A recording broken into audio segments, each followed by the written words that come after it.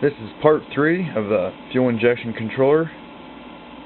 This part we're going to exploit some IDM quirks. Andy has discovered that there are magic numbers in which the IDM will simply refuse to control the injectors, even though it's commanded to do so. And here we're going to demonstrate that. First, we'll start with a number that works. 3,900 RPM, 3.05 milliseconds of pulse width.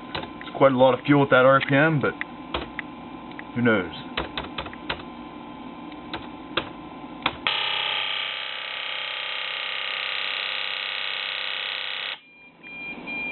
Obviously that was working. You can hear the sound of it. You can see a signal. 500 microsecond divide. Now I'd like to comment on this signal. What do we have here? The injection event starts, the injector saturates. At saturation point, the current limiter kicks in. At this point, we're running a 20 kilohertz current limit. That's why you see the band so close. It stops, which is equal to roughly the injection saturation event, and then we have a 50 kilohertz current limit.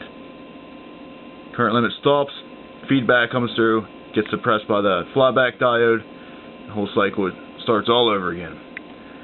This would be considered a valid injection signal. Now that we know what our valid injection signal looks like, let's make an exploit. Now remember, that last RPM was 3,900 at 3.05 milliseconds. We're going to simply increase that by 1/100th of a millisecond. 3,900, 3.06. As opposed to 3.05. Difference of 1/100th of a millisecond. Shouldn't be too bad, huh?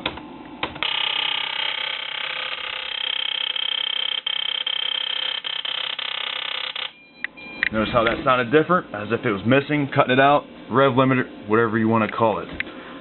Look at our signal. 500 microsecond divide, half a square, 250 microseconds. Note that there is no current limiting going on, as the injector has never even reached saturation, which suggests that it probably didn't even open. If it did open, it didn't open very far.